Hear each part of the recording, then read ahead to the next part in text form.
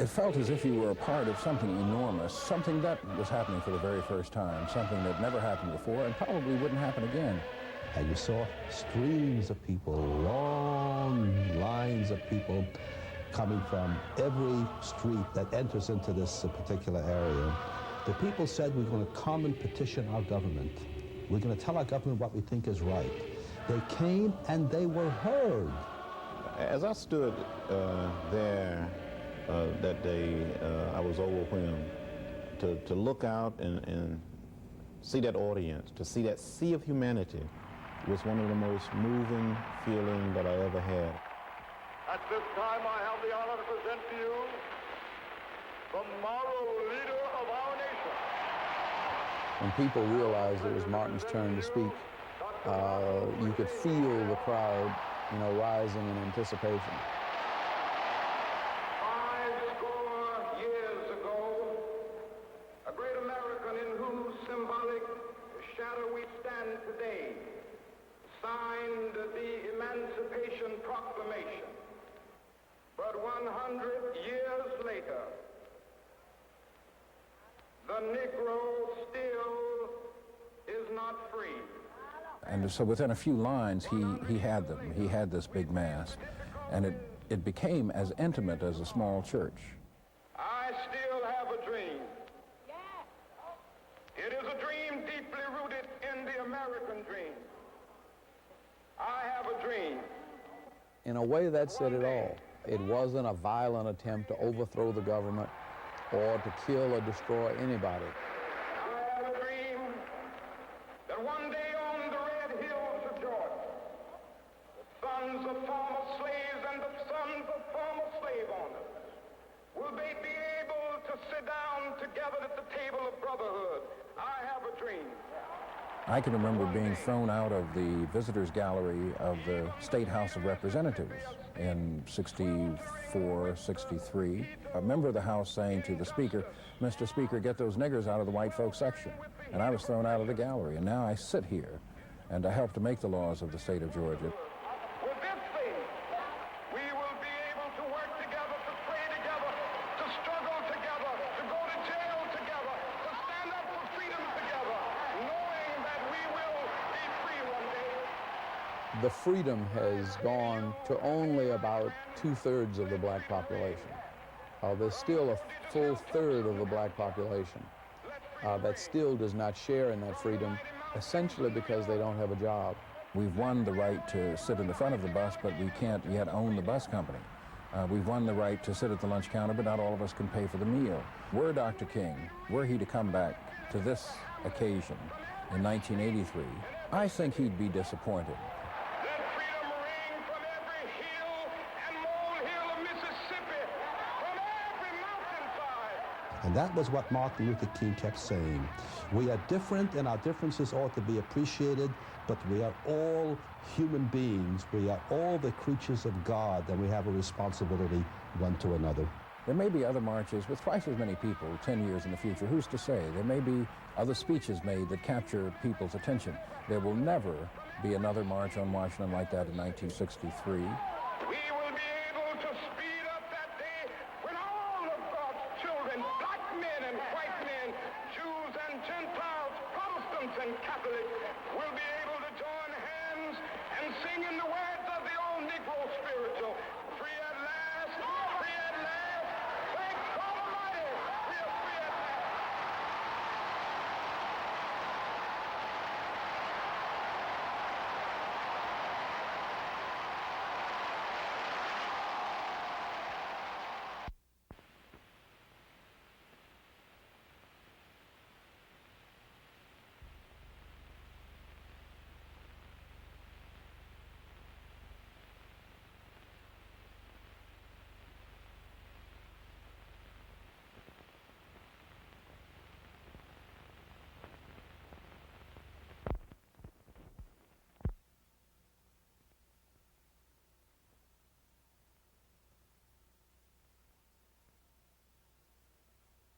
We solicit your cooperation and your support.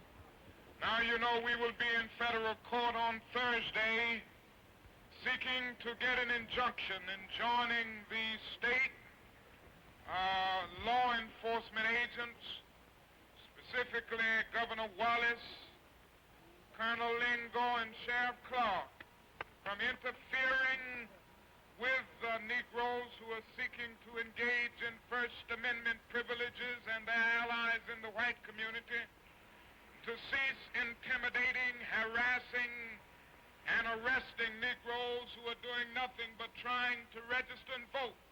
And we're tired of facing the fact that every time we go down to that courthouse, Sheriff Clark is standing around with his posseman trying to block us from having the right to go in and register and vote. And we must make it clear that we are not going to stop until we talk.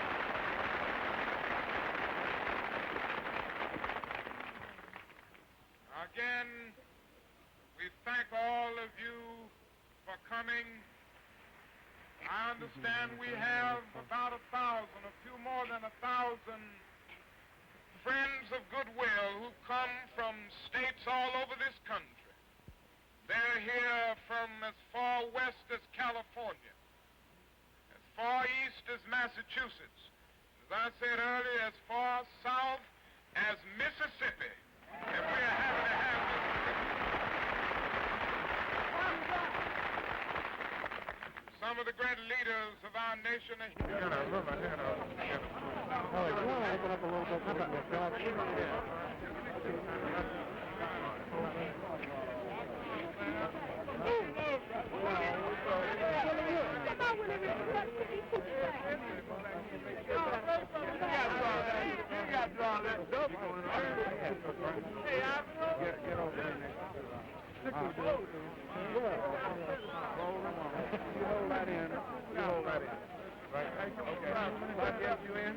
Okay, you get on that end. Right there. Right there, next to Lowe's. And we'll be back in these churches tonight for some great mass meetings at 7:30. Thank you.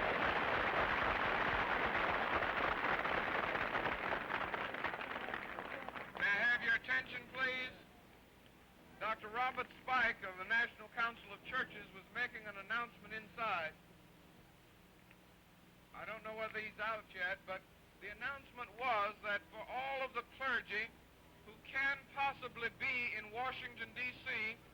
Friday morning in the Methodist Chapel, or the Chapel of the Methodist Building, at 10 a.m., the National Council of Churches will be glad to take you in with them to see President Johnson about the situation here in Selma and about a new voting bill.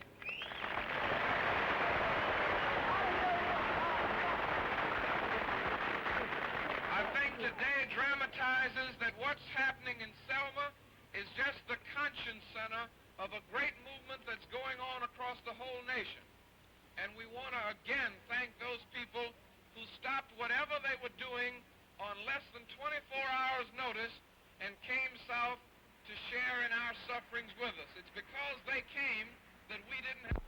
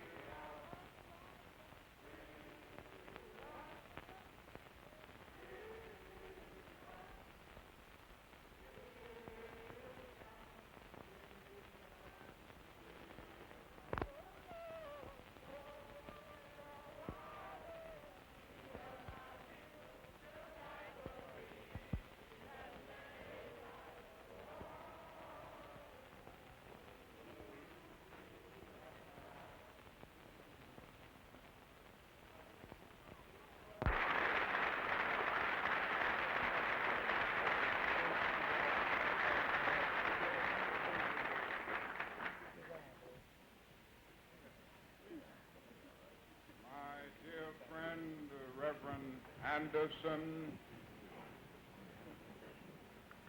distinguished religious leaders from all over our nation,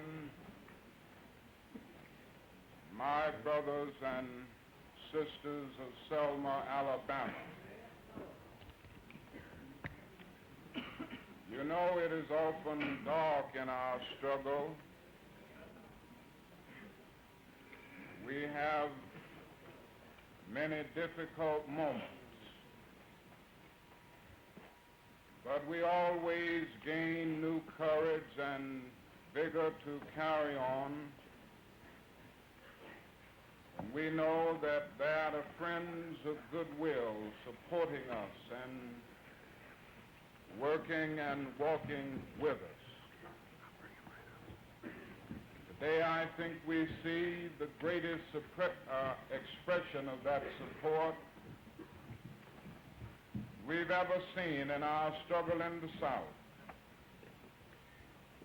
Never before have we had more distinguished religious leaders,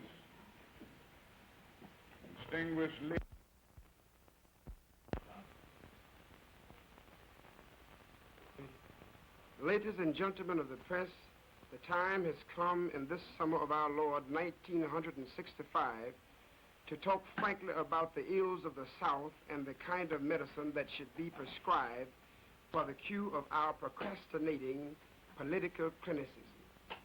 The ills of which I speak of are primarily social, political, and economic. More specifically, it is a sickness caused by the disenfranchisement of thousands of Negroes. Now, the great white fathers of our entrusted nation that make our laws have delayed the passage of a strong voting bill long enough.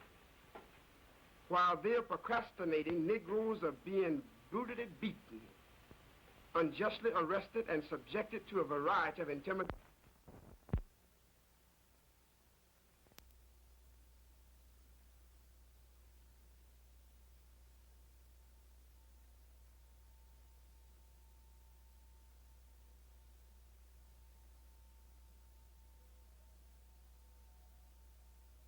Social sector freedom board. Hallelujah. Well, it ain't about one thing you get wrong. Hallelujah. Let white people run this country too long. Hallelujah. Well, the social sector freedom board. Well, Martin Luther King wrote a freedom board. Hallelujah. Martin Luther King wrote a freedom board. Hallelujah.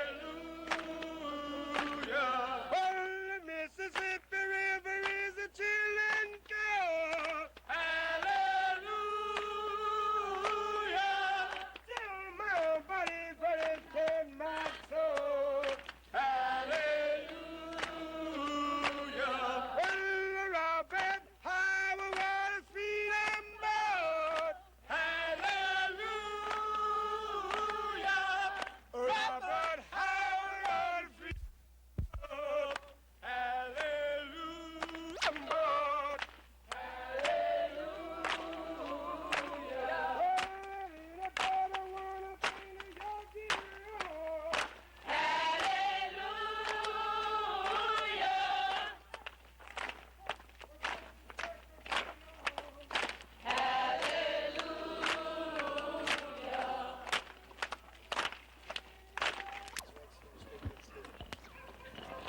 He was attacked on the corner. I was picked up at the stop sign right down here, and the rest of them was at the church.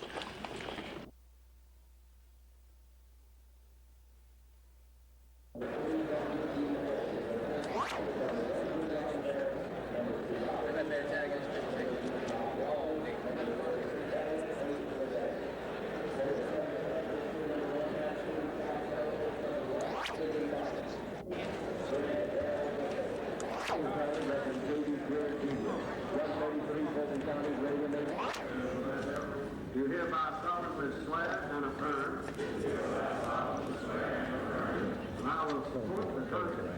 of this state and of the United States. And on all questions and measures which may come before me, I will so conduct myself as will, in my judgment, be most conducive to the interests and prosperity of this state. I further swear and affirm that I am not the 53rd, nor of the 31st.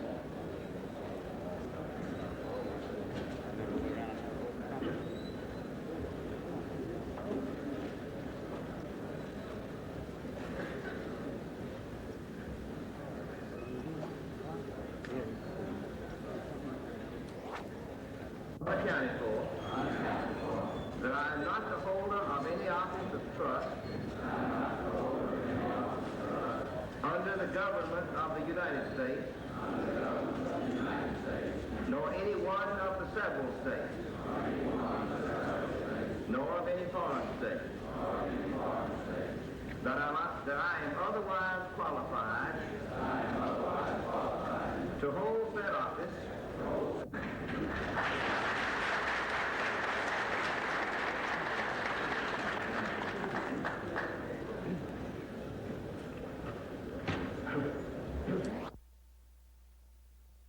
A story about a birthday party for his father in this church. It was a surprise party, and you know, Ebenezer wasn't always as sophisticated as it is now. And as Daddy King was coming in to the birthday party, all the lights were out in the basement, and the chairman of the deacon board said, "Happy birthday to you, happy birthday to you, happy birthday, dear pastor, happy birthday to you." And everybody was waiting for him to start singing. And he said,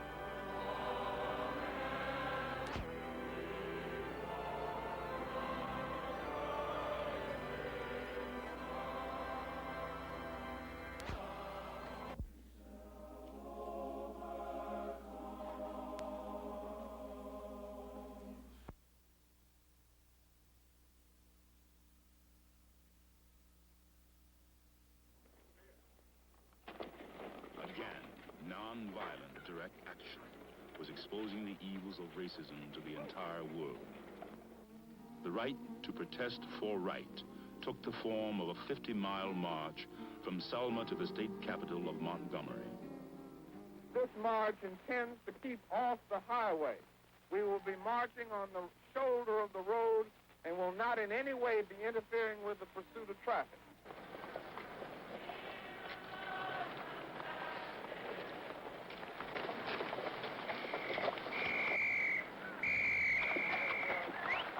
Be detrimental to your safety to continue this march, and I'm saying that this is an unlawful assembly. This march will not continue. Troopers here advance toward the group. See that they disperse.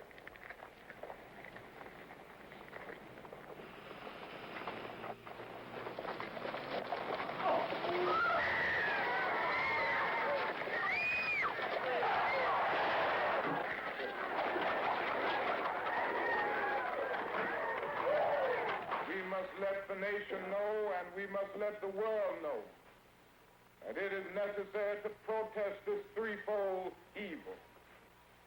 The problem of the denial of the right to vote, the police brutality that we continue to face and faced in its most vicious form last Sunday, and then the attempt to block First Amendment privilege. We have the right to walk the highway. We have the right to walk to Montgomery if our feet can get us there. Let us bow in prayer. And faith and black and white people... And now the eyes of the whole nation and much of the world were focused on the tiny town of Selma, Alabama.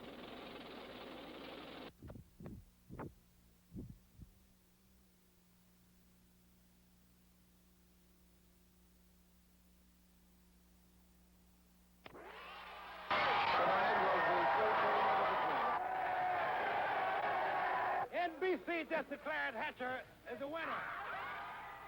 In 1968, when Martin Luther King was assassinated, there were only 1,000 black elected officials in the entire nation. Today, 6 years later, there are more than 3,000. I'm one of them. I'm Andrew Young, congressman from the 5th Congressional District of Georgia, representing the city of Atlanta.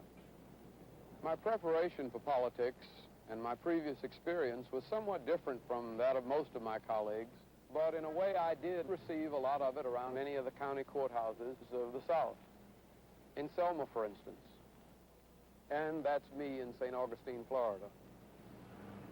Today I'm in Washington. I'm attempting to do some of the things that would help continue the legacy of Martin Luther King. And I'm wondering, does the Department of Agriculture have any concerns about helping the price of food at home for the American consumer? Yes, Mr. Young. We're still a long way from achieving the dream of Martin Luther King.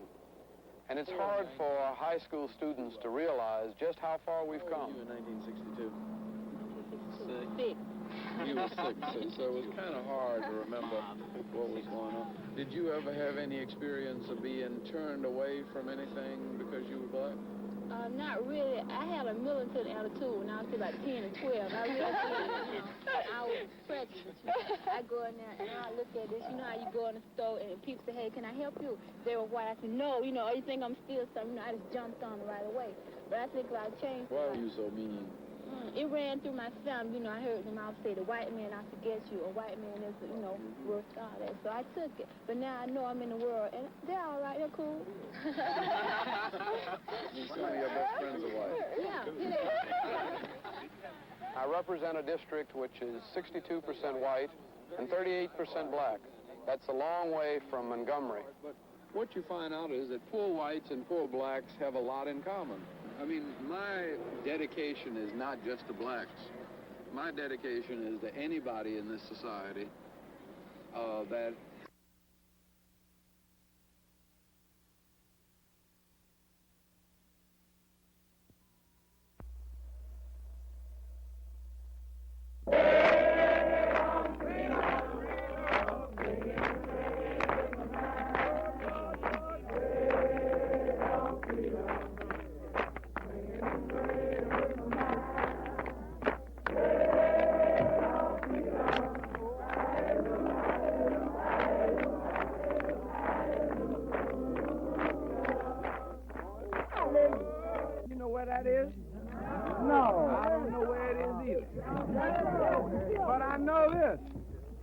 that if Congress passes it, it's not because they love us. No. They're passing it because they love the grass. Yes. See, now, if they're more worried about the grass than God's children, we can't pay any attention to that. No. So the man from the newspaper asked me what we were going to do about it. Yeah. And I said, well, you want to dramatize something, you don't hide it in an alley. No. You don't take it way down in the woods. No. You put it on a back street somewhere. No. You bring it right down front. All right. So what I said we're going to do is we're going to come right down front, right there by the Washington Monument. Yeah. And we're going to build our camp. Yeah. All right. They may put us in jail. Yeah. But you know one thing? Yeah. I haven't been to jail in Washington, but I've been to jail in, let's see, Alabama. I've been to jail in Florida. I've been to jail in Georgia. I've been inside some Mississippi jails. They ain't never locked me up yet. But come a long, long way. Now, one of the reasons I just found out about, I heard over the radio yesterday, that the man that burned, that set fire to Brother Daimler down in Hattiesburg, I believe, you know what they did for him? They gave him life imprisonment for the murder and 10 years for setting the fire. So he got life plus 10 years. Now, you know, that's a new day in Mississippi. And that's the only reason they haven't bothered with us. But now, don't get to feeling too good. See, I just want to warn you. Mississippi is not right yet. We were walking down that road last night, and somebody came there, and we were walking. I was watching where the curb was, and I was good 2 feet off the highway. And the car coming down the road hissed like he was going to run me off. See? So you have to keep your heads up. It's not all over yet. And I remember on the Selma to Montgomery march, we had a great march for about 5 days. And the last night, just before we got, in fact, we were in the city limits in Montgomery, and some of the Klan sneaked in the tent. Now, they didn't sneak in the men's tent. They wouldn't do that. They sneaked in the women's tent and started beating on the women with sticks and ran out the other way. So I'm saying to everybody, that's right, I'm saying to everybody, don't relax, keep your, this is a war, we not playing. No. So be very careful. Now, I started out introducing Bella.